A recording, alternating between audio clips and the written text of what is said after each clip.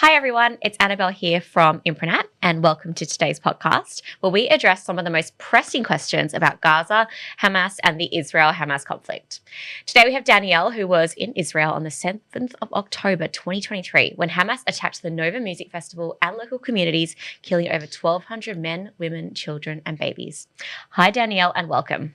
Thank you for having me. So Danielle, you have lived in Israel and have friends and relatives still living there.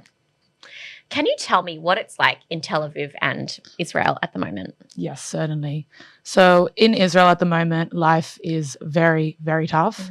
In the north and south, many Israelis have actually been displaced from their homes due to living close to the borders with Hezbollah and Hamas, which are still under heavy rocket fire.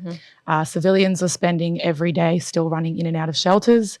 Every family, including my own, has numerous members who are serving currently in the IDF to help protect our country.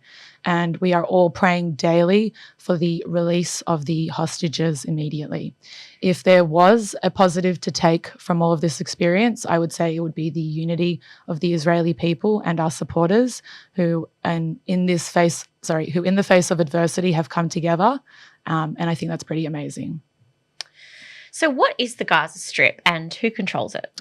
So the Gaza Strip is a 141 square mile Palestinian enclave near Israel's southwestern tip, bordering Egypt, Israel, and the Mediterranean Sea. It's home to over 2 million Palestinians, and it is controlled by Hamas, an Iran-backed terrorist group, since they violently ousted the Fatah-controlled Palestinian Authority in 2007. So does Israel occupy the Gaza Strip? Israel does not occupy the Gaza Strip. Israel actually withdrew from Gaza in 2005, dismantling its settlements and military installations. The blockade maintained by Israel and Egypt is to prevent the smuggling of weapons and ensure that materials are not misused by terror groups. So is Israel trying to colonize the Gaza Strip? No. Israel is not trying to colonize Gaza. In 2005, Israel again withdrew from Gaza, hoping for peace. Unfortunately, Hamas did take control and has used Gaza as a base for attacks against Israel. And is Israel carrying out ethnic cleansing in Gaza? No. Israel is not only not carrying out ethnic cleansing in Gaza, however, we are also the people who endured ethnic cleansing. The recent evacuation requests were made to avoid civilian casualties while targeting Hamas's infrastructure. Israel's goal is to end the terror threat from Hamas, not to control the territory or remove the Palestinian population. And is Israel faking deaths as an excuse to attack Palestinians? No. The atrocities carried out on October 7th, 2023 were real and have been widely documented. Hamas terrorists murdered over 1,200 Israelis and took hostages, prompting Israel's military response. In fact, it was so real, I actually was there myself. So does Israel target Palestinian hospitals and schools in Gaza? No. Israel targets terrorist infrastructure. Hamas often uses civilian areas for military purposes, making it very challenging for Israel to avoid any civilian casualties.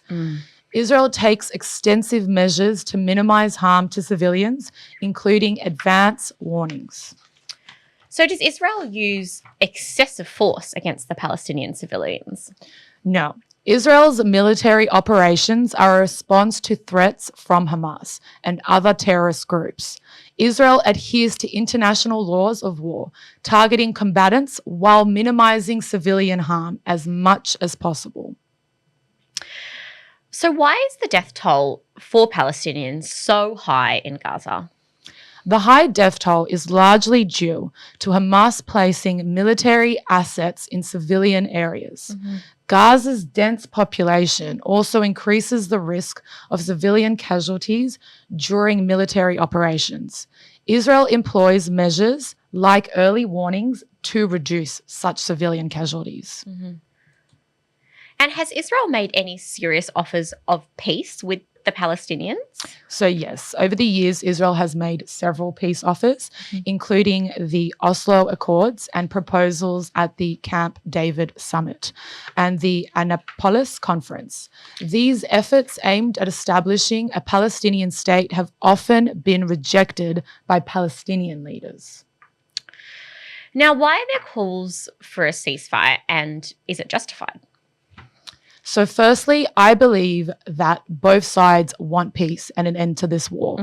However, to achieve a more permanent and effective ceasefire, I think we need to be calling for the release of the hostages and the dismantling of a terrorist organization in Hamas, which would in turn free the Palestinians, the hostages, and ensure that Israel does not get attacked again like it did on October 7th, when the ceasefire was broken, that was actually in place at the time. And this would therefore prevent further bloodshed on all sides.